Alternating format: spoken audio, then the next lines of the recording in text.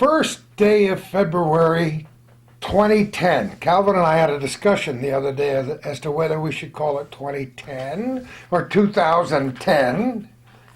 Personally, I don't care, but we'll call it 2010. Mark Mero, how are you, my friend? Let me shake your hand on TV. Thank you. You're home up in Rouse's Point. We've known about you for a long time. You've been a musician associated with more bands that I can count on my stubby fingers. And now you've got a book. We knew this book was in the production stage for a long time. One of my dearest friends in the whole world is Lita Kelly, and yours too. Lita's done so much for kids, for other musicians, and you know, I see her singing in church all the time. Just a dear, dear friend, and one of the best shows I think we've done among the between 600 and 700 I've done with Calvin since 1997 was at her house. You know, having her play the guitar and talking about her history. This is this what you might call a labor of love, Mark? I don't think I'd call it a labor of love. I think I'd call it more as I needed something to do when I lost my job over at Wyeth along with all the hundreds of other people, and I had all of these albums filled with pictures of North Country bands. And I was very careful to just do Clinton County.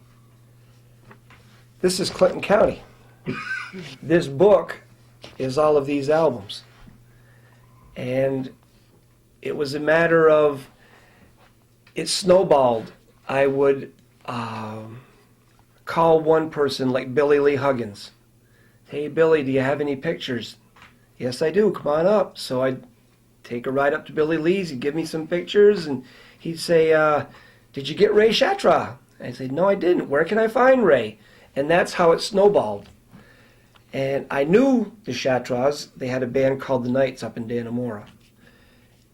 And as people would just point me in different directions, suddenly I'm going all over Clinton County, collecting more pictures, and suddenly a book was born. But you started collecting these pictures for your own satisfaction. I called it a labor of love, but you don't agree that you loved any of this. I love playing in a band. Okay. As far as collecting pictures, and this never even dawned on me. It wasn't until I did a couple of shows with North Country Cable, and different people were saying, gee, I'd like to have that. Why don't you do a book? Then all of a sudden it was like, well, I guess I could do a book. Okay. And then it was just finding someone to do it. How many pictures do you have? Over 400. There's over 400 pictures. Everything that's in these files right here is all in that book. And the idea was to go back 75 years, you say? That's the title of the book. Well, I'll give you an example. For instance, Mark Facto was the drummer in Hickory. And I got a picture of Hickory with Mark and the boys. Mark turns around and says, my dad played in the band back in the 30s. So I have a picture of them, Art Facto, playing at a place called the Night Tavern, which is now G&G Tire. Of course. And that's how this works. Suddenly I'm back to the 1930s, and I'm up as far as 2010. It's really, once you get one picture, it turns into 2, turns into 10, turns into 100, and it just keeps going. How many people have told you, yeah, but Mark, you left out so-and-so? Not very many. No kidding. Not very many at all. Because as you know, I've been in the media here for a long time, since 1961. And I worked with a lot of bands because back in the 50s and 60s, the bands were on the radio. Live music. Tex Tracy and his Trail Buddies. Their pictures are in there. Isn't that wonderful? They're all in there. I lost a dear friend a few years ago by the name of Eddie Alexander. He's in there. And boy, his family will love to see that, because I just published a book too, and their pictures are all in my collection. That's great stuff. You got like between 5 and 6. There's Eddie Alexander. There he is, the most famous picture of all. And Tex Tracy. Tex was a good guy. Tex too. Tracy is here and here. Yep. Isn't that great, wonderful memories from all of these people? So you didn't know all of these people. You know lots of them. Well, for instance, back when I was a kid, I played with the Albuquerque Dukes. And That's a name I've never heard. The Yep. Albuquerque Dukes. Oh boy, oh boy. Here's one of the.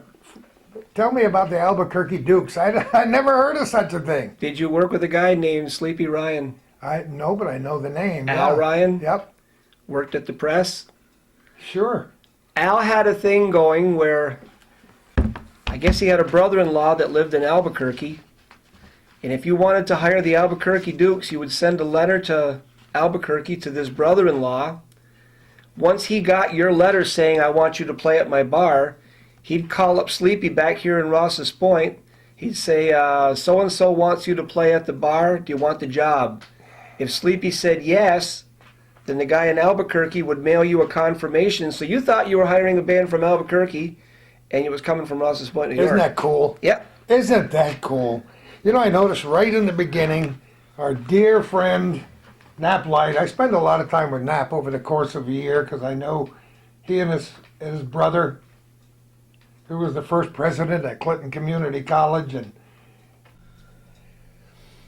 we were talking about the Nap Light Orchestra. Nap is a dear friend of ours, and we've done several programs with him about his illustrious military career and his music career and so many other wonderful things, including some maneuvers that happened in Plattsburgh in 1939. I see him all the time, and you know what his biggest regret is? That he didn't have a gig this past New Year's Eve. Can you imagine?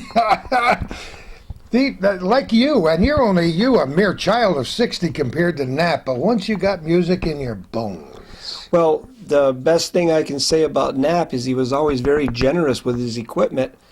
If you needed to borrow a cymbal or borrow a drum, you could call him up and he'd just say, what do you need? Nap was really, really good about helping out.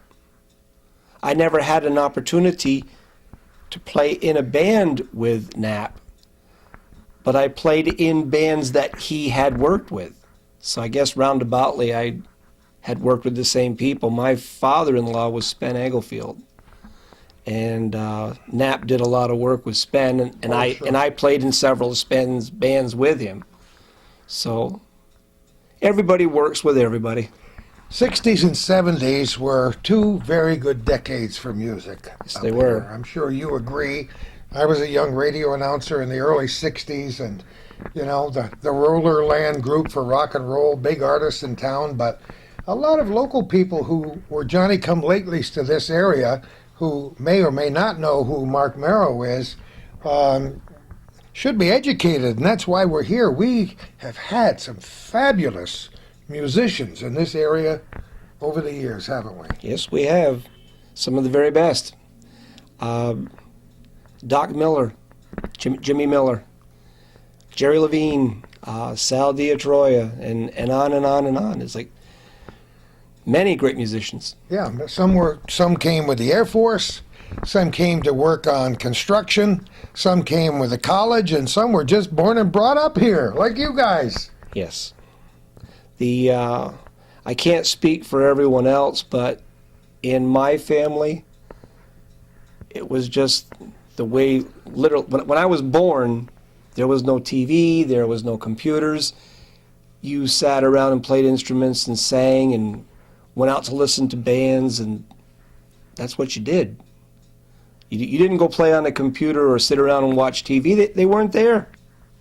So my mom made sure that we all played the piano. My father made sure that we could play drums and keep a beat, and the rest was just, it's just like I said, it's just the way it was. You know, you inspired me to write a column for next week on the history of some of the great dances that we've had in my lifetime, and even before that, that go way, way back to the 19th and 18th and 19th centuries. Somebody asked me if I had ever written about dance cards. In the olden days, you'd go to a dance and the gal would have a dance card, and if you asked her to dance for a certain dance, she'd write your name in on the card. But it got me to just about thinking all the musicians I've known just since 1961, since I've been up here, and when I was in high school in Moira. And wow, I can't even picture what my life would have been without music, and I know you're exactly the same. The only part that I feel sad that it's gone, when I was a kid back in the 60s, I started playing in 1961. And from 61 to about 65, we did high school dances. The Legion in Champlain had a Sunday dance. During the summer, we had block dances where the people of the town, the workers would come and put up snow fence right down here on Chapman Street. They would actually make a square, and the kids would actually pay 50 cents or a quarter. They'd go in and we'd dance all night long right in the streets. And it was such a good time. Why doesn't anybody do that anymore? I don't know if there are too many, if people's lives are too fractionalized to carry that off, but you just put me in mind of some of the great times in my radio career of having block dances downtown Plattsburgh at the National Army Store, the National Bell Store. Thousands of people in the street. We'd have them right outside the radio station with 2,000 or 3,000 or 4,000 people. Well, we didn't have thousands up here, but on Friday night when they had a block dance, it looked like a whole corral of people inside this snow fence. Everybody went in. And the Y dances downtown in Plattsburgh every weekend, way back when. USO dances in town and on the former base. I don't, like you said, I don't think those days will come back. There's too many other things, unfortunately, that kids get their entertainment off a little screen, you know? Yeah, Sony PlayStations and Xbox, and I guess they just don't want to go out to a dance. No, when is the first time you actually played for money? 1961, I played for, we were hired to do a birthday party at the Holland Hotel. No, come on. Yeah, and it was another kid that was in high school, and he wanted a band, and I guess they couldn't get any of the other high school bands, and we were a brand new band, and we were working cheap. I think we got maybe $5 for the whole job, but that was our first job, 1961. They called a lot of those bands garage bands. We were a garage band. Because that's where you did most of your practicing. And we did a cellar band, but I had an advantage. I had parents that would let me play all night long. The guys could come over, they could play it, and my parents just didn't care. There was no such thing as that's too loud or you're making too much noise. My parents didn't care. And then my brother came along with his bands, and they treated him the same way. It's like they could play all they wanted. Mom and Dad were fine with it. That's an advantage. So music hasn't been your professional livelihood your whole life. Oh, no. I worked at Wyeth Labs for 36 years. Yeah. Back in the day, there was a guy named Calvin Castine that used to come to the Bowl Mart. He even had a tower where he could take pictures. We had a Tuesday, Thursday night softball league. And on Thursday nights, if they had a big game for the 8 o'clock game, like say Bowl Mart was playing Barcombs, well, the place would be packed, and when the game got done, everyone would come into the Bowl Mart, and all you would see was softball uniforms. Every different uniform you could think of, and everybody would be drinking beer, raising hell, and everybody went to work the next day because most of the bosses were also there, and they knew you were there. So if you didn't show up for work on Friday, they knew where you were. So we would stay out till 2 or 3 o'clock in the morning on a Thursday night, and everybody would be at work on Friday. Isn't that amazing? We were young. Yeah. Were you ever that young, Calvin? He refuses to admit it. Good times, though. Very good. And there aren't very many North Country communities that didn't have at least one or two of those bands back in the day. Everybody did. Like you said, anybody in high school could get a band together. Of course. And what usually separated the men from the boys, back in high school, mom and dad pay for everything. Mom and dad pay for your amps, your drums, your guitars. Once you get out into the college ranks or even after college and you're paying for everything, suddenly being in a band isn't as important. Maybe you have a wife and children and a house, and only the very, very toughest and dumbest of us all stayed on to continue playing in a band forever. And it was like, that's why there's so many bands in high school. Mom and dad foot the bill. Once mom and dad stop footing the bill, then it comes down to, okay, who's dedicated here and who isn't. Yeah. So you, besides singing, and you sing extremely well, how many instruments for you? I started off as a lead guitar player. Yeah, I know. There was too many of those around. So I switched over to drums. And I played drums for 6 years. I played in 2 World's Fairs, New York and Montreal. Did you really? I had a good time playing drums. You were there in '64 and I didn't even know it. I was there. Wow. And drums were okay, but it was a lot of tearing down and setting up. Yeah. So I switched over to keyboard. My son plays keyboard in Glass Onion. My sister Buffy is a great keyboard player. My brother Hal, on and on. So I played keyboard for a while. And then I got the opportunity to play in a band called Frozen Sunshine. And, oh, yeah. And they needed a bass player. That's the way it works. There was a need. I've never, ever wanted to play anything other than bass ever since then. I just love to play bass. Isn't that great? After Frozen Sunshine broke up, almost immediately Speed of Sound called up and they needed a bass player, and I went that way, and I just love to play bass. If I could only pick one instrument, it would be bass. Now, of all the bands, and how many bands have you played with on a regular basis? 30, did you say? Close to that. But a lot of bands only lasted.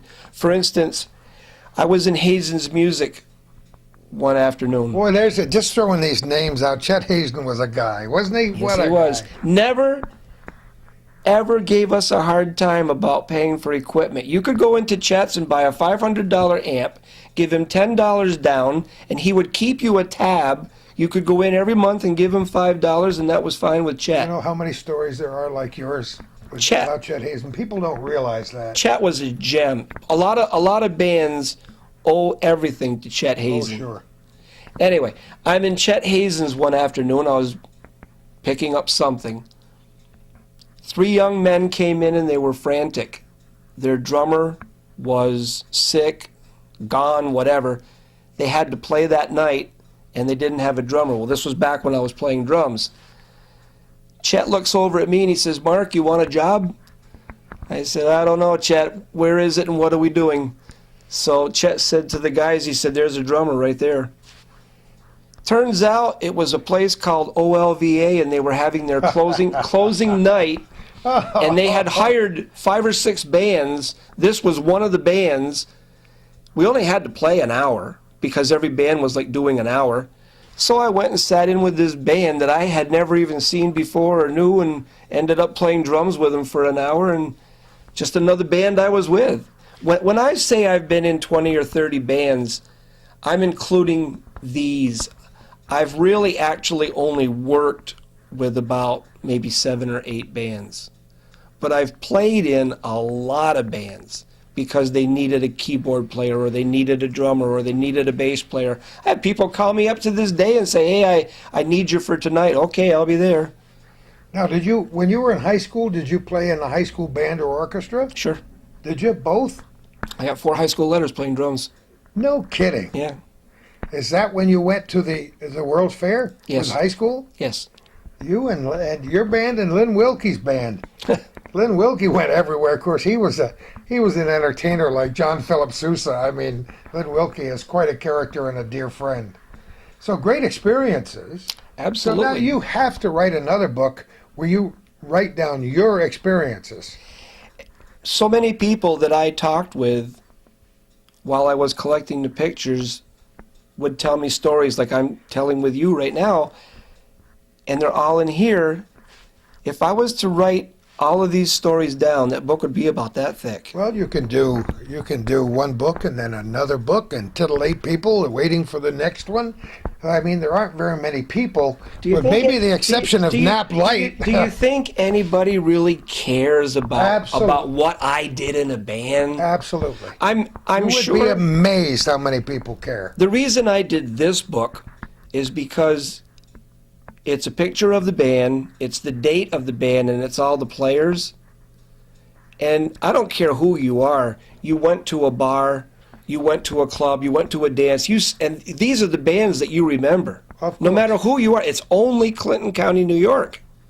So if there's 400... Figure out how many bars there were. Calvin and I have talked about this all the time. My wife and I sit down and try to list all the bars we used to go to in the 60s, in the early 70s in Clinton County, 99% of which don't exist anymore, but 99% of which had a band every weekend. Yes, and that was another thing that I could never figure out. Back then they had what was called a house band. Yep. The Triads were the house band at the Saxony. How well we remember. From I think 1965 to 1985, and the place was packed every night. Yep. What would make somebody go to the same club?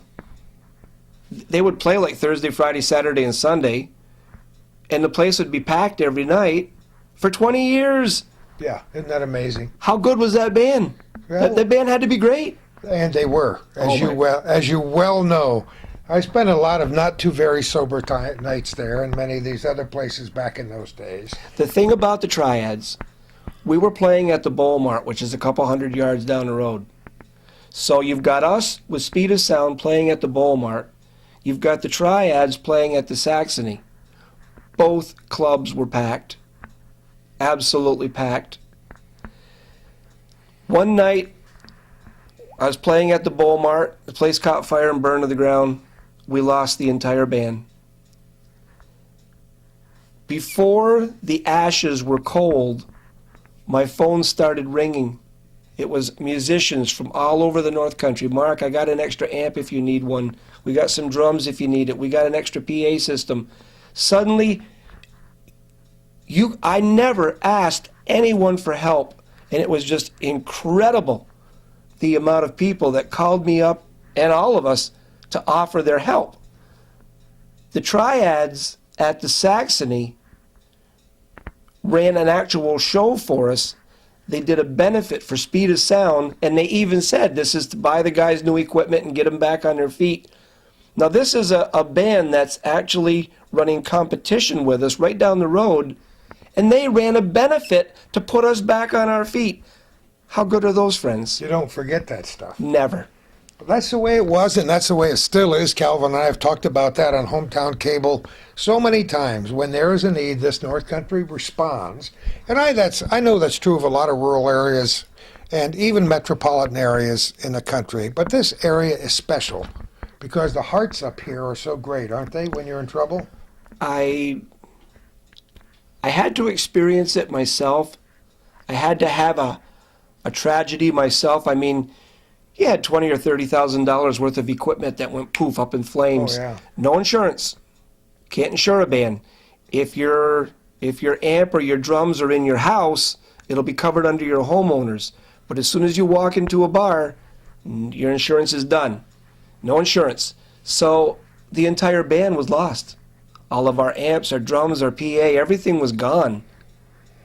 And within 24 hours, I found out just how many people cared about us and our band. They wanted us back on our feet. It was unbelievable. It was heartwarming, to say the least. What year was that? I'm trying to remember. That's a long time ago. I want to say 77 or 78. Yeah. I can't remember what I had for breakfast. And Oh, I mean, me either. Wait till you get to be my age. I want to tell our audience, for people who are just turning on their television set, thank goodness you may get an opportunity to see this show again. This is a good one. We're at the home of Mark Mero up in Rouse's Point, talking about a wonderful book that he's put together, a pictorial book called 75 Years of Music, The Bands of Clinton County, New York. Just think of how many years worth of wonderful sounds there were. If I could listen carefully, maybe I can hear some of the old bands out of the corner. the book starts off in the 30s with the swing era, Oh, yes. Nap Light, With and Nap, yep. and proceeds into the country era, 1948 to 1958. And you'll see the Smiley Willette and the Sunset Ramblers. How many country bands and country singers. Some of the Those best. days were the days of radio. These were my heroes. Back in the day, my Aunt Margaret owned a hotel in Champlain called the American House. No, I did not know that. I know about the American House. And right next door was the Champlain Hotel. Now, the finest steel guitar player that I've ever heard in my life is Herbie Jones. Absolutely. Herb is the best with a steel guitar. Herbie had a room in my Aunt Margaret's hotel. And when my parents would go away for vacation and they wanted to go without the kids, I would stay with my Aunt Margaret at the hotel, and my room was right across from Herbie's. Isn't that amazing? So here I am, I'm 6 and 7 years old, and I got the world's best steel guitar player in the room next to me. Oh, boy. So, of course, I mean, he was my hero. He was who I wanted to be. I wanted to be in his band. Isn't steel guitar? Oh, my.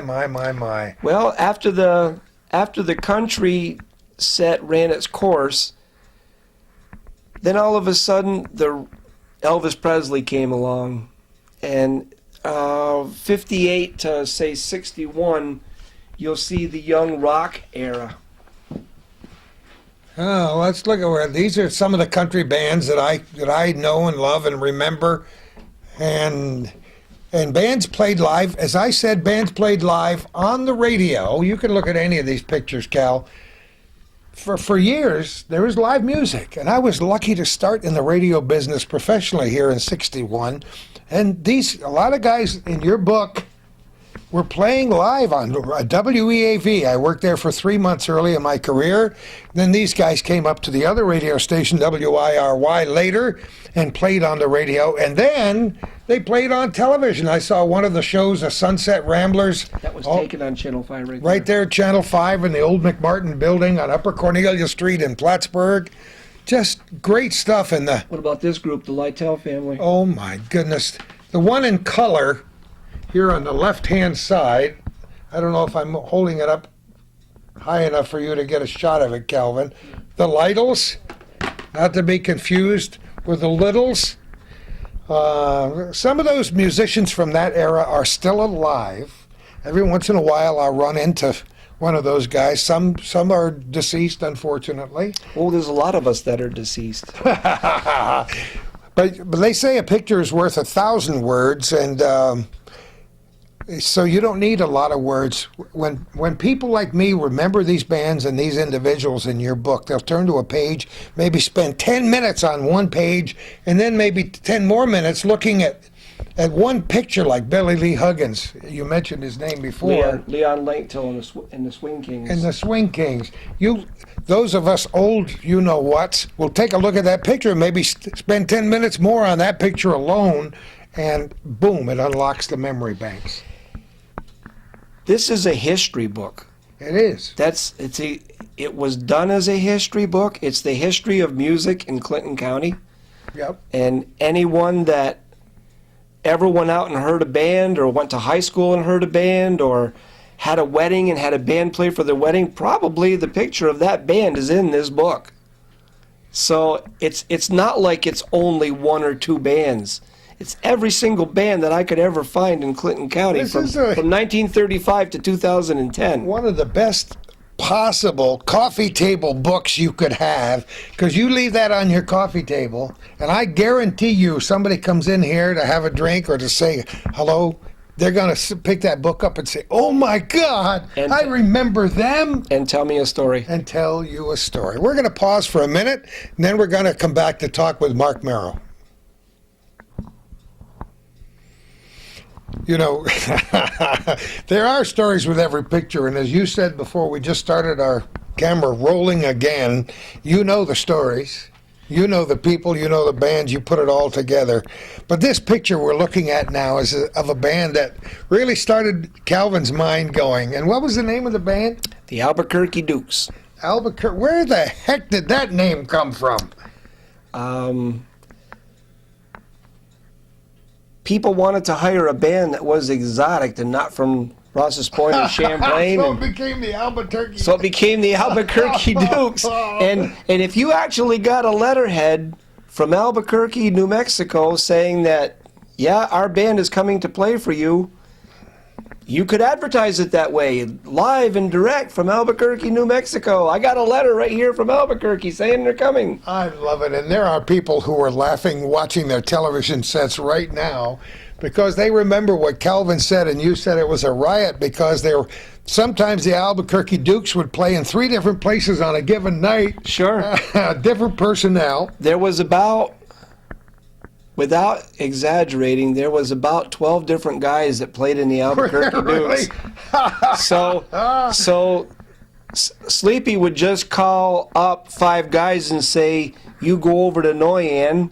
He'd call up 5 more guys and say, "You're playing at the house by the side of the road." He'd call up 5 more guys and say, "You're playing up at the Bucket of Blood." And suddenly the Albuquerque Dukes were all over the North Country playing.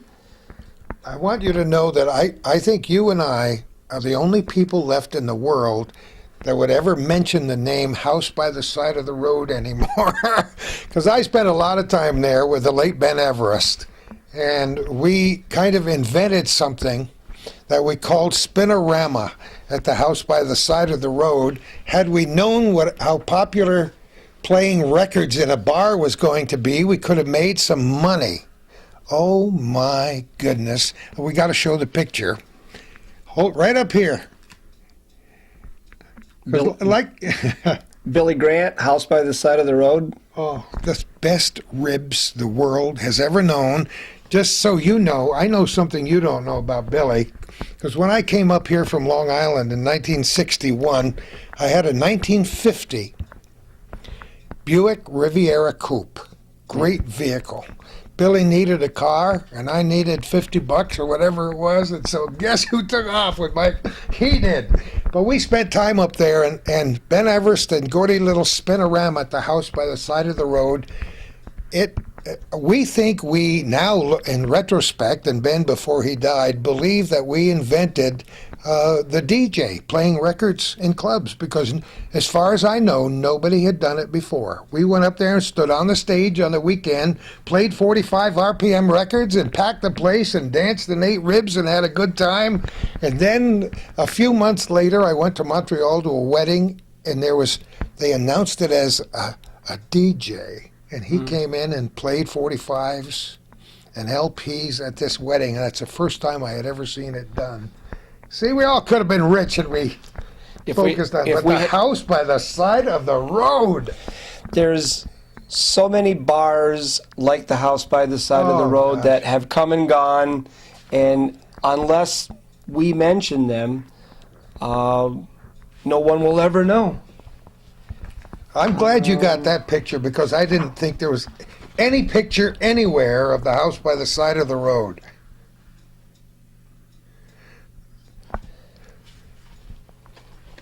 This picture right here, that was taken at the Night Tavern in Plattsburgh. Oh, yes. The Night Tavern is now G&G Tire. G&G. And where Mickey's Restaurant now, you may not even know this, where Mickey's Restaurant is now on Riley Avenue used to be called the White Owl. Yes. And Eddie Alexander, whose picture you have in there, that was the Carolina Mountain Boy, died just a few years ago at age 90, but he was very, very popular in this area on the radio for years and happened to be a dear friend of mine. And his wife, who was Sarah Alexander, is now as we're recording this on February 1st in 2010, is 86 years old. But when she was 15 or 16 years old, she played weekends at the White Owl, play and sang a piano. And one day, this is just an aside story, some guy with a soft voice walked up behind her and said, "Can I sit down and play the piano with you for a while?" And she said, "Yeah." And he sat down and they sang together, and he offered to take her on the road singing with he and his boys. And he signed a card and said, "If you ever want to tour with us, here's my name. We're staying at the Witherell." King Cole, Nat King Cole. She should have gone. Oh, her mother wouldn't let her leave. She was only 16. What do you got there? Do you see this picture right here, Calvin? The 1939, the lady in the picture is Fran Tosh. Oh, and what a dear friend.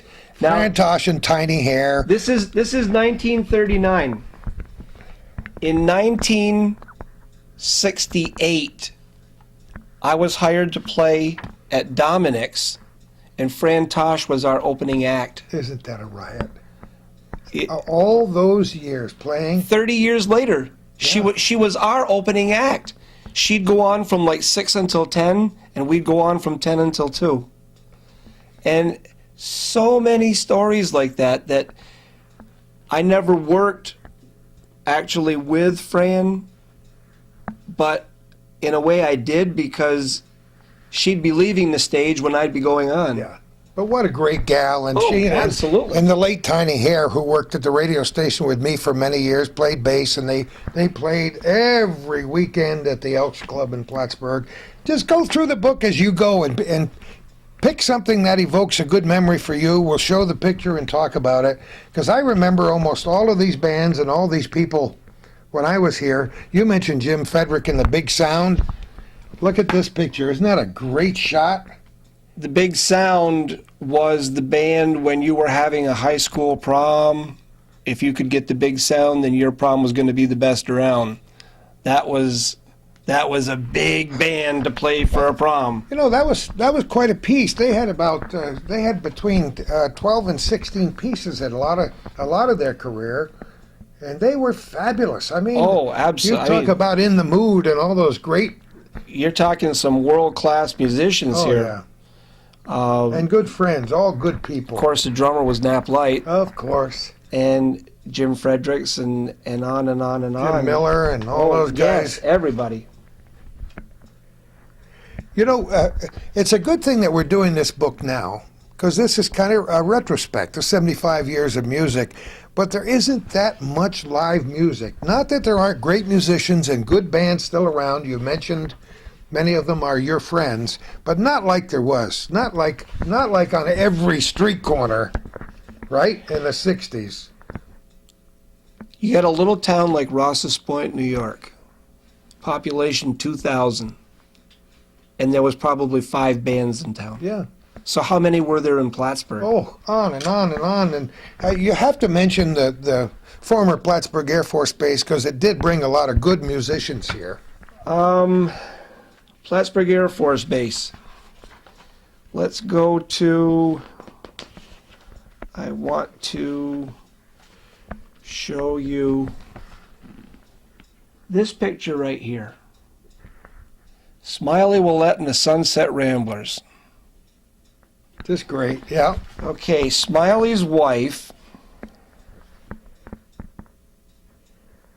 Yep, Alfreda. Alfreda. I always am I have second thoughts about saying Alfreda, because some say Alfreda, and it's like, okay. Alfreda. Okay. Anyway, And Chalou. yes. Talk about an icon. And you're talking Plattsburgh Air Force Base. Yeah. So we got hired to do a wedding out at Plattsburgh Air Force Base. And the bride came up to the band, made a request. She said, "Can we have a friend here?" I don't know if it was a grandmother or a great aunt or whatever, but she said, "Can she come up and sing with the band?" And I said, "Absolutely. It's your wedding. Whatever you want. You know, it's her wedding. It's her wedding day."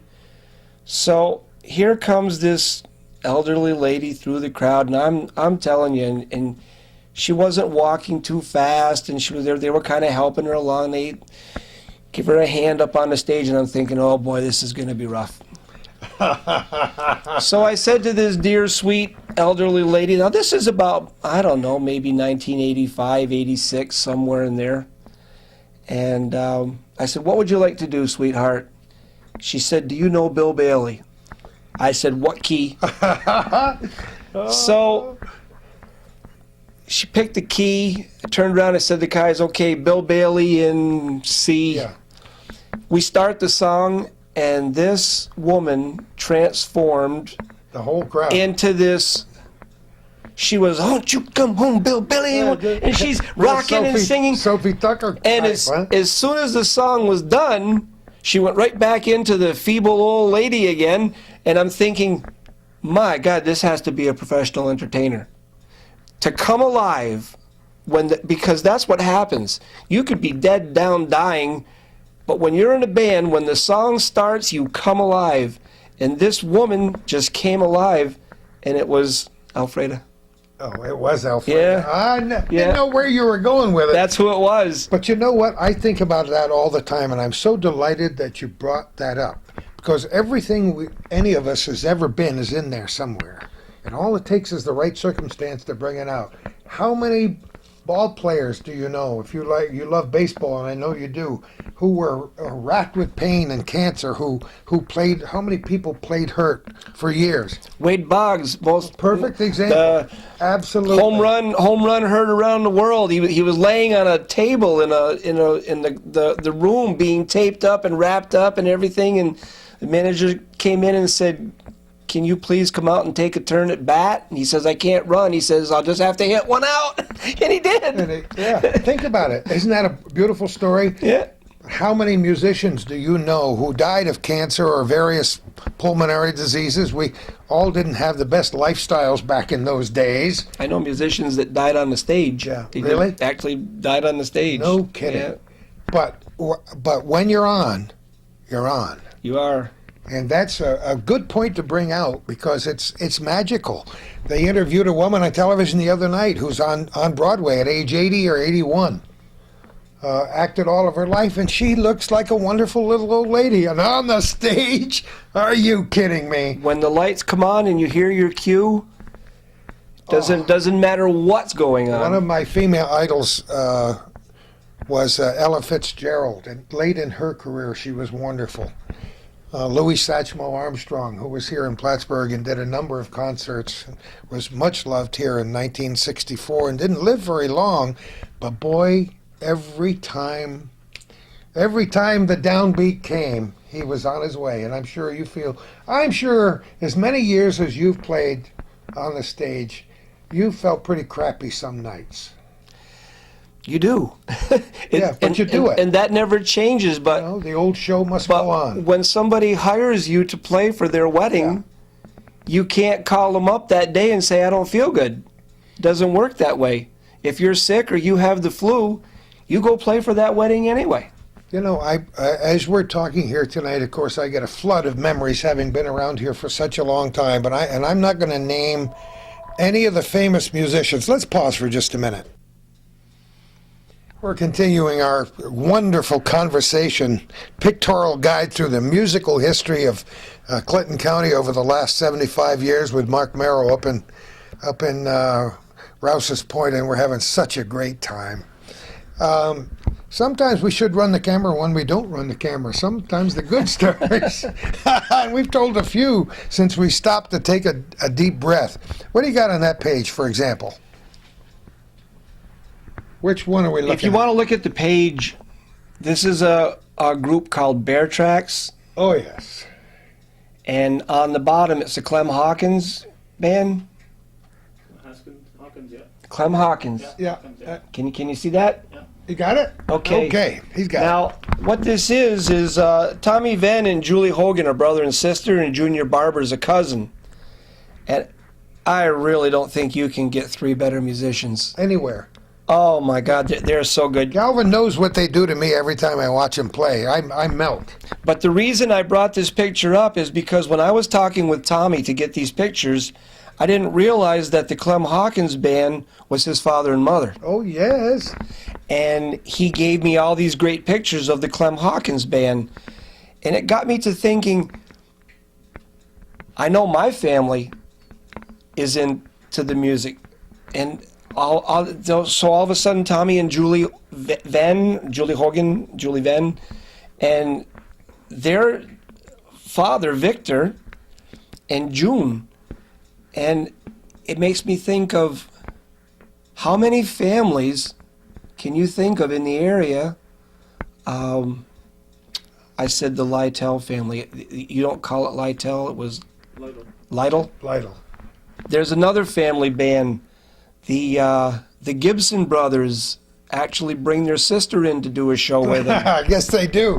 She knocks everybody off the stage every time. And Those were great people. if you Lita Kelly with her son Jay. What a And musician Jay turned out to be. Isn't he absolutely, amazing? he's playing with a band right now called Elephant Bear. But I've had the opportunity to hear them a few times. And Joni Crane, I just saw you with your finger in the page with Joni Crane. A lot of people don't remember Joni, but she's still performing, although she doesn't live in Clinton County anymore. And she was on WKDR, I believe, for a while when they first went on the air. Over here we have Roy Hurd, very popular in the area. Stan Ranson. The reason I'm pointing these people out, Serge Bouchard. These are a lot of single acts. It's not just bands. There's a lot of really, really good single acts. Like I say, here's the Lita Kelly page. Right over here. Got And it. Jerry Levine was one of the finest single acts around. It wasn't just bands. There was so much talent that they really didn't need anyone else to work with them. They could just work by themselves. And then you had bands that were classics. This is the Twilighters. And many, many variations of the Twilighters. That was another band that they'd lose a player, they'd grab another guy real quick. What an era that was, and I just to point out that those were the early days in my career in the early '60s, and I got to MC almost all of those big shows at Rollerland when it was there, and Rollerland was unique. You've heard the song Rollerland. Sure. A lot of these bands are getting back together now and recording and sounding just as good now as when they were 17 years old, and that's what amazes me. This is a page of the Thunderbolts, and a lot of these pictures were taken at Rollerland. At Rollerland. Rollerland, for those folks who are, I don't know, did you ever go to Rollerland when you were a kid? No, because I was too young and I didn't have a car. Oh, I'm sorry. Anyway, it was a large metal building.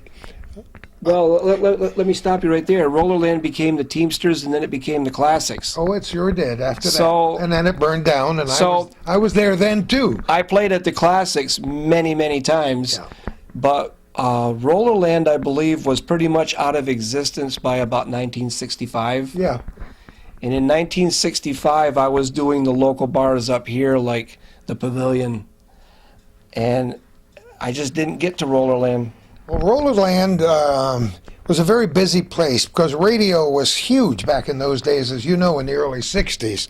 And Rollerland would pack thousands of kids in there, and I don't know how many it would hold, but I can remember running twist contests there when the twist was popular and having 2 or 3 inches of water on the floor from condensation in the building. Well, I'm sure they broke every fire code there was. they also had big name acts there, like Chubby Checker and Linda Scott and Joey D. And I've seen pictures. Brian Heil and Johnny Tillotson. I mean- Want to name a few? So, I mean, it wasn't just a regular bar. They had big names there. No, Bushy brought people in, on their way to Montreal. They would tune up. I would interview them in the morning on the radio, and then we'd perform at night. And boy, oh boy, what a way, like you said, for a young musician, for you to see it or play in those years. For a young announcer, I was 24 when I came here. What a great way to start the radio business.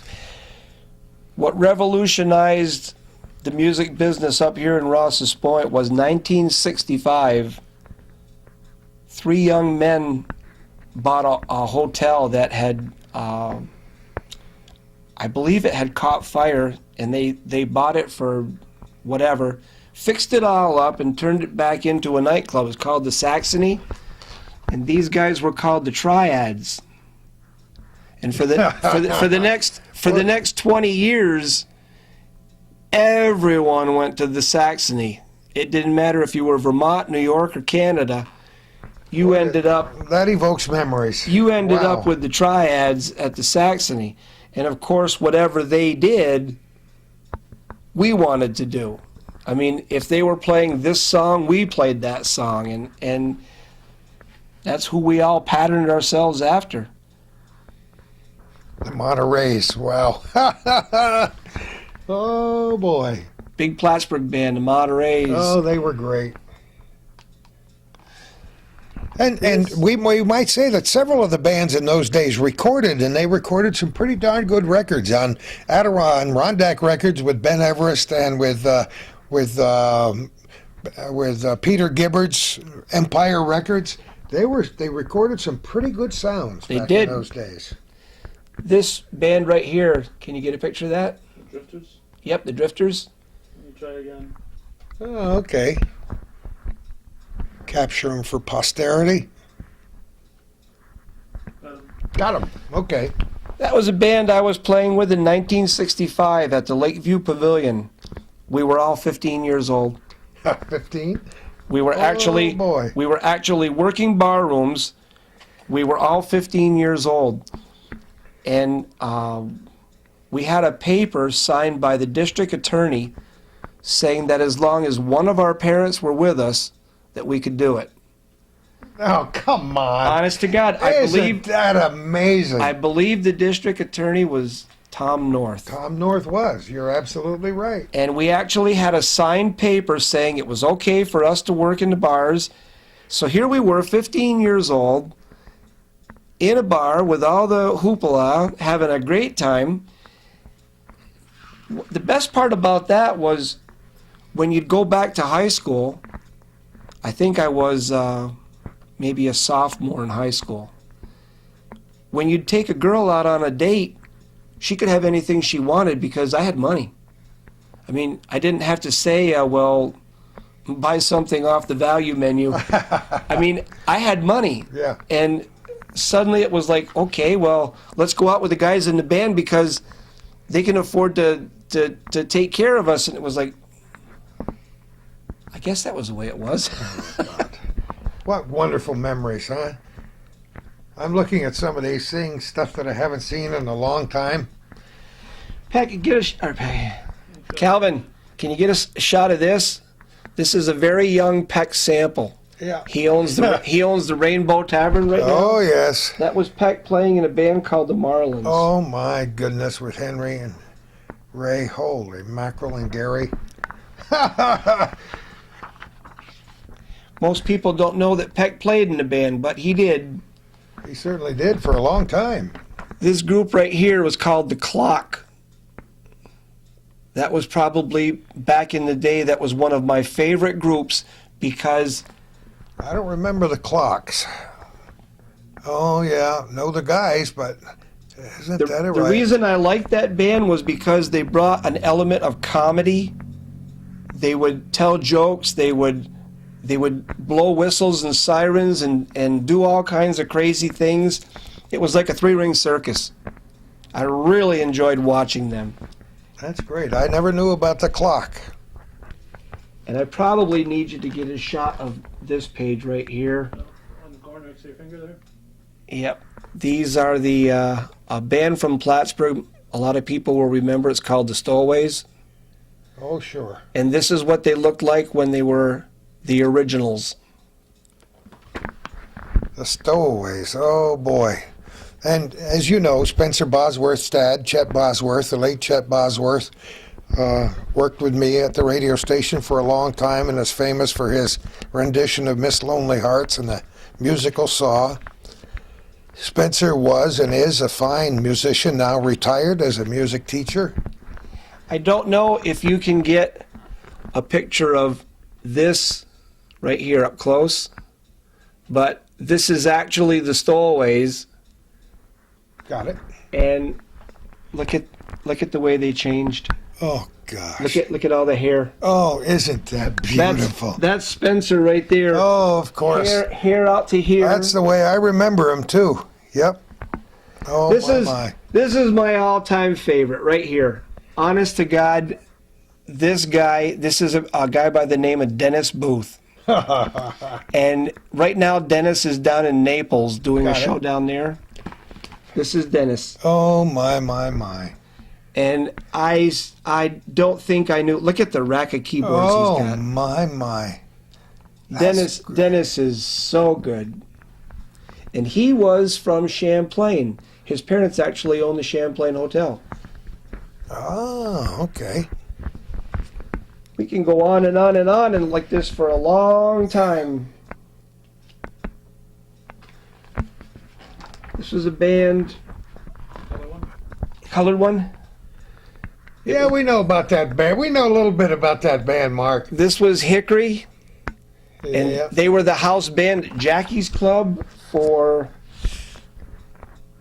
10, 15 years at least. I gotta do this because I told my son Dale Baker and his wife Judy that we were coming here today, and she says, "You tell him that Hickory played for free at our wedding, and tell Hal if you see him too." And I said, "Okay, I will." Isn't that great? The bars had house bands, as you said, back in those days.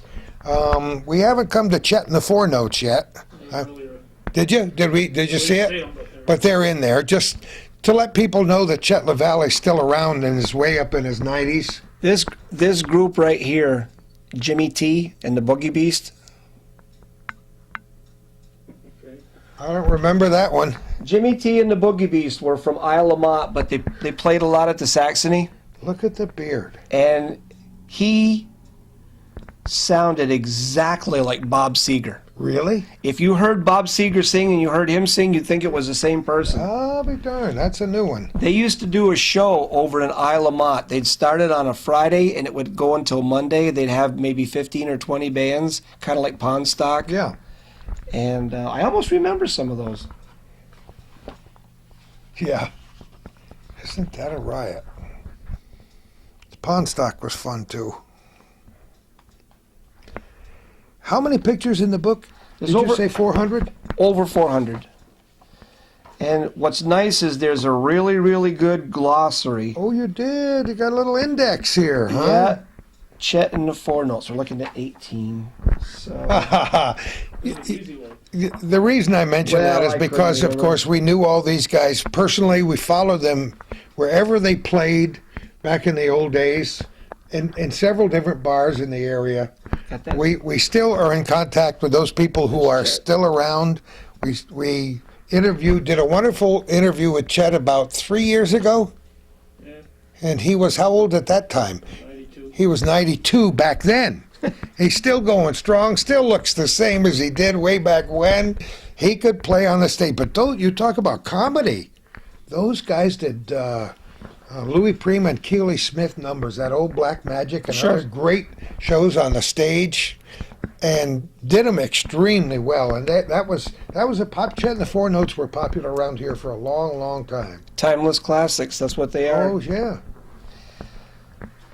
This entire page right here, this is the reunion page.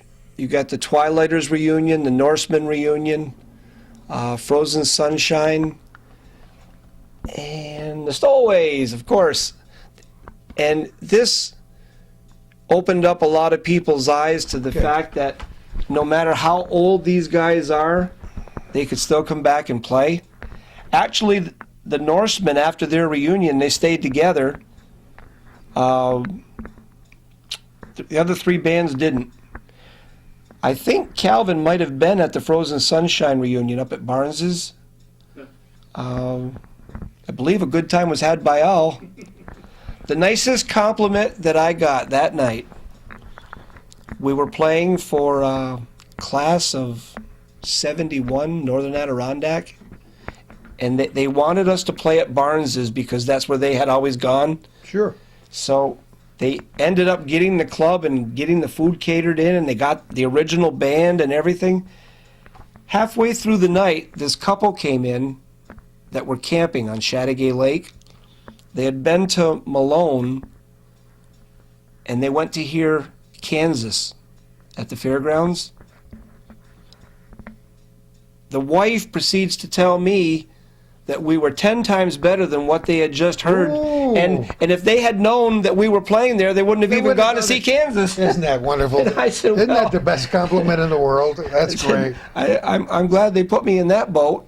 You know, it's good to have these bands get together once in a while to point out where you mentioned to me before that it's in there. Right. All it takes is turn on the microphone, turn on the spotlight, and let's do it again. And talking with these guys after not talking with them for over 40 years, some of these guys that got back together, the same old jokes, the same old, little gray hair, who cares, right? I remember going to Hawkins Hall to hear the Vogues. Oh, yes, I had heard the Vogues in the early 60s. sure. So here it was about 1995, and I went to hear the Vogues. It's like 40 years later. And they sounded so good. And I said, if these guys can sound that good and they're in their 60s, why can't anybody? Yeah, and they can. That's why I like some of these specials on public television where they get them together for fundraisers. Sure. Some of the old groups, some of the great old singing groups like the Letterman. They don't look good. No, I mean, that has nothing to do with nobody looks worse than the Rolling Stones. They all look like they're dead. We watched Peter, Paul, and Mary as they aged until Mary died, but they were still just absolutely fabulous. Yeah. But the Stones put on a hell of a show. Oh, I mean, yes, they're wonderful. Mick Jagger's unbelievable.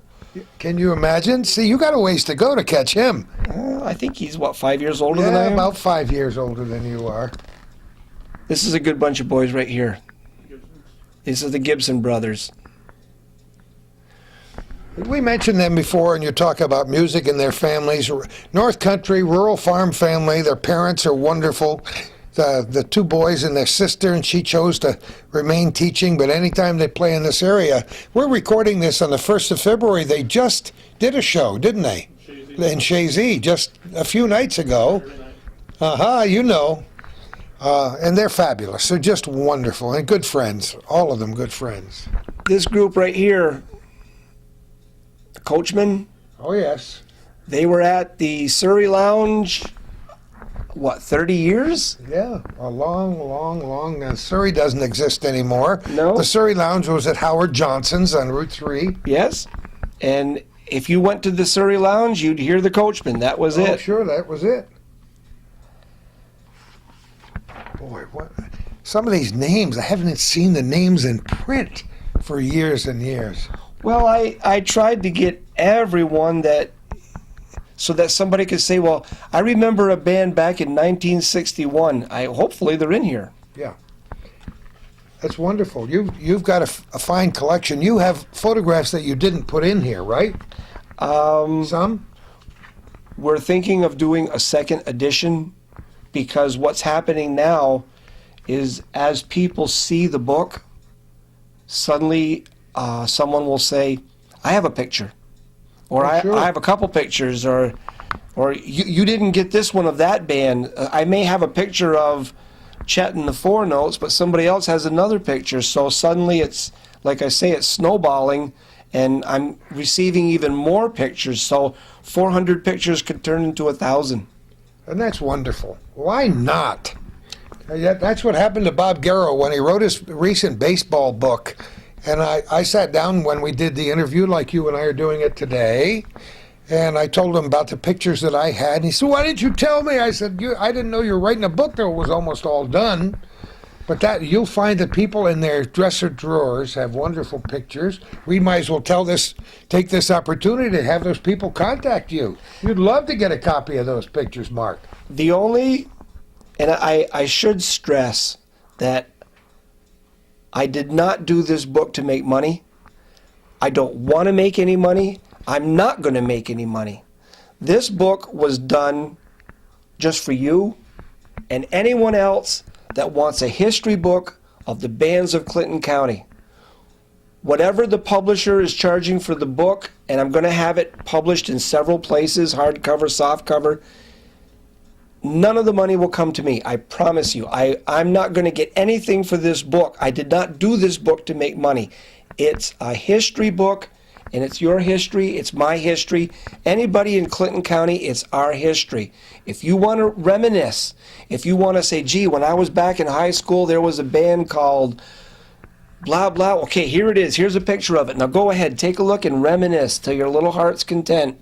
Or remember the bar you went to, or remember whatever. It's a memory book. It's history. You know, you might get families back together again. We talked about that earlier in our interview, how families don't spend time together. I hope. What a great idea for grandpa and grandma to get their kids and their grandchildren and great-grandchildren together and say, let me tell you what we were doing in 1959 or 1939. And here's a picture of it. And here's a picture of it, yeah. And what I'm hoping is that if I get enough pictures to do a second edition, then that's just another history book that'll be out there. And I will use every picture that's sent to me. I will get it into print and get it published. The goal here is that we're all going to be dead a long time. The books will live on. Really. No amount of money can buy my life. But 100 years from now, hopefully one or two of these books will still be around and people say, hey, look at these old musicians. I wonder what they were like. You know, a lot of people have written history books about Clinton County, but very few have written about the musical history of Clinton County. And as far as I'm concerned, and if we haven't proved it here today, you and I can't prove anything, the music history is as important as any other kind. It's part of our fabric, isn't it? I don't believe anybody's done a book like this. I really don't. I've never seen anything like it. I wasn't exactly sure what it was going to be like when I walked in here today. I'm delighted with it. It's like a high school yearbook where you have a picture of the band, but you also have the date, the name of the band, and the musicians that were in the band. There's no stories. I did not put a story. Well, the stories came automatically with you and me. And how are they going to come when somebody sits down and say, "Oh my goodness, that bar hasn't been there since 1968. Let me tell you what my buddy up the street and I did one Saturday night," and that's where the stories will come from. The reason there's no stories with the pictures is because I'm not good enough to write down all these stories. I don't have an extreme command of literature, and I would need an editor. I would have to have help in order to put down all the stories. But as far as pictures, names, and dates, the book is chucked full. Hopefully I got everyone. If I didn't get everyone, then I hope somebody will send me a picture and say, Mark, you missed these guys. They will be in the next edition. Now that brings us to a very good point, Mark. And we're talking with Mark Mero in Rouse's Point today, and the book is called 75 Years of Music, Clinton County, New York, with a map of the county in case anybody doesn't know where Clinton County, New York is. And it's not just the history of this area, because some of these people have moved to other countries. Sure. Some of them live down south. Some are deceased. But wherever this book ends up, people are going to talk about it. Because with the air base here, with the colleges here, and with the transient community we have, we're right on the main thoroughfare between New York City and Montreal. Lots of people have been through this area, and I dare say that many of those people, when they spent a little time here, way back when, remember going to one of these bars or one of these clubs or one of these hotels you've mentioned and saw it. And those memories are still vibrant in their minds and will be brought right to the front by folks looking through this book. You thought of something, didn't you? Where are we? The pretty blonde right here. Can you get that? He's ready. He got it. Okay. 1990, Christine and the Dickens. Christine Santelli. She was a Plattsburgh State student. She was here for 4 years. But the reason she's in the book, because for 4 years she played at the Monopole in downtown Plattsburgh, and that puts her in the book. She was here for 4 years. She played in Clinton County. Now, Christine has played in Paris, France, and Japan, and all over. That's what you're saying about people who moved away and moved on. Christine's moved all over the world, but she was here for 4 years, so a lot of people remember seeing her from 1990 to 1994. If you went downtown Plattsburgh, you'd run into Christine. She married a drummer from Plattsburgh, Matt Musso, Oh, sure. and that's her husband. And they're still together, and they're still touring, I believe. Isn't it wonderful? And I should mention that all these wonderful venues are not gone. There are still a few places that have bands on the weekends. Thank goodness for places like the Palmer Street Coffee House, Sure. where every month or so they bring somebody in, either from this area, some famous musician from elsewhere, and an intimate group of people go there, enjoy a little sandwich and a cup of coffee, and tap their feet. I almost drag my feet right through the floor sometimes. I'm a toe tapper. Great stuff. The best show that I've seen, and I got to tell you, were you at Jim's the night of the first Stowaways reunion? No, but I know it was great. There was 1,000 people in there. Oh, yeah. And it didn't matter what the band sounded like, whether they were the greatest band in the world or not. Everybody wanted to see them and just be a part of that reunion. And it was like, that's what it's all about. It's got nothing to do with anything other than the fact that it was good friends and a good time. Well, we've talked a lot about this book and about the things that have happened in Plattsburgh over the last 75 years, and the word is nostalgia. I mean, as long as we can do that over a period of time, those memories will stay with us, and they can't take those memories away. And if we can unlock them just by looking at pictures in a book, I say, go for it. Absolutely. Now, at this point in time, you hope to get this book published locally for a lot less money, but the hardcover book is beautiful. Yes. It's slick. It's nice. It's also $75. Well, But how can they find it? The publisher for that book right now is blurb.com. Blurb.com. Blurb.com. And when you go on to blurb.com, you can actually preview the book. You can go page for page and preview it. And unfortunately, they're doing all the work. They're doing the publishing. They're getting the $75. But like I said, I'm not in this for the money. If they sell 24 copies of this book, that means that 24 copies of this book are now in Clinton County or wherever, and I'm happy. They get the money. Let me ask you one more question before we wrap this up, and it's been a wonderful time here. I thank you for inviting us to your home. But have you stayed in contact with as many of these people as you can? The people you knew? Everyone that's still alive. No kidding. There's a lot of... Thank goodness for email and telephones. There's a lot of people in this book that are no longer with us. I know. And well, bless their memories, because they've certainly been wonderful for me here today. well, I'll tell you what. One of the things, I'll just show you one more picture real quickly. It's all great stuff. Every picture is wonderful. Uh-oh, he's looking in the index again. We got to mention there'll be a cheaper copy available. Yes, there will be a cheaper copy available. This girl right here, Yeah. Irene Deer. That was the only picture I had of her, and it was off a poster. I'm sure that she has relatives here in the North Country that have other pictures. I would love to have some really good pictures of Irene. That's just an example. But that was the only picture I had. It was off a poster. And hopefully somebody will see this and say, gee, I have a picture of Irene. It's pretty good. call me. 297-2433 in Ross's Point. I will go and pick it up, scan it, and bring it back. Some of these musicians were wonderful musicians. The names have escaped us until you mentioned it back here today. Others have been and are legendary. I mentioned the name Chalou Bonhomme a couple of times here today because he played right up till the day he died. And what an amazing fiddler. What an amazing guy as a character. He and Donnie Perkins. And Donnie Perkins, we interview every time we go to the Alberg Bluegrass Festival every fall. Donnie is there, and we interview him and play. Those are the fiddlers. They're great, aren't they? Yes, they are. Yeah. I never could play a fiddle because my fingers are too big and I couldn't wrap them on that little tiny little neck. Can you picture me trying to play anything? Not on a fiddle.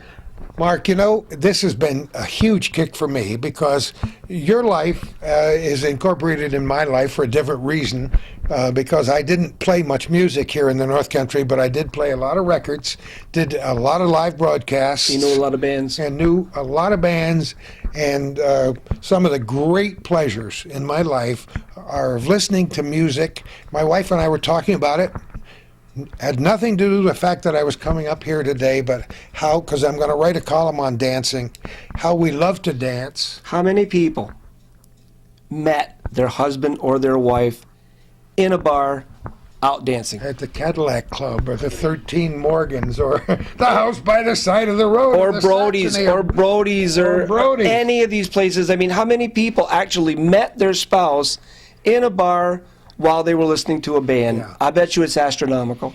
And maybe that era is dead, but I think we just brought it back to life here today, if you don't mind, Mark. Thank you so much for your contribution to music here in the North Country. You still have got 30 or 40 years to go. We need to talk about the cheaper copy becoming available. Oh, yes, we mentioned that a couple of times, but the cheaper copy will become available through Border Press. Yes, Jimmy Rochester right now is working on a soft cover copy, which should be half the cost of the hardcover copy. And I would be willing to bet it would be around $30 or $35 for that copy. You can still preview the book on Blurb. You can go on to blurb.com and preview the book for free just to look I at can it. just picture people saying, turn the computer on. We got to check that out. That's wonderful. Well, that's what I would recommend. If you want to see the book and see the pages, go on to blurb.com and take a preview of the book. That's free. And check it out. And as this is broadcast through the years, this book will be widely available, and I imagine it'll be on a lot of coffee tables. Besides this one, It doesn't. We stressed that it's all bands and musicians. To me, this really has nothing to do with bands or musicians, because I have so many friends that didn't play in a band. They're not musicians, but they still went out to clubs every Friday and Saturday night. Sure. They still went to high school dances. It's a North Country picture. They still got married and had a band at their wedding. Well, how would you like to see a picture of that band that played for your wedding? It's probably in that book. Oh. Or how would you like to see a picture of that band that played in the bar or for your high school dance?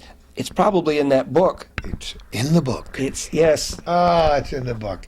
What a great time was had by all. This is good memories for you and for Calvin Castine behind the camera. For me, do any of your family members besides you and Hal still play?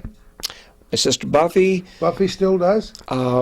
Yeah, she's our God player. She plays churches. She does weddings, we have funerals. to have one of those. Yes, well, Buffy. you guys are still playing in church anyway. Buffy is the God player extraordinaire. It's like, oh God, Buffy's playing. I love it.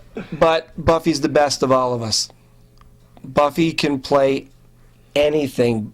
Buffy is absolutely out of. If you were to take all of us and put us in a bag and shake it up and roll it out, we still wouldn't be as good as Buffy. She's just great. Well, they used to call Louis Armstrong the ambassador. You guys have been wonderful ambassadors here in the North Country, and you proved it again with this great book, 75 Years of Music. Mark, I'll shake your hand at the end of the show. Thank you. Wish you the best of everything in the future, and maybe one of these days we'll get to hear you play live somewhere again. I'll bet you do. My best to your whole family and to all the people who've been fans of yours for a long, long time. Thanks to Calvin for running the camera. Thanks for the cat for not knocking over everything. knocking over everything. Thanks to all the people who watch this show on Hometown Cable, on Plattsburgh.com, and every place else. And who knows where we're going to be next time for our little corner.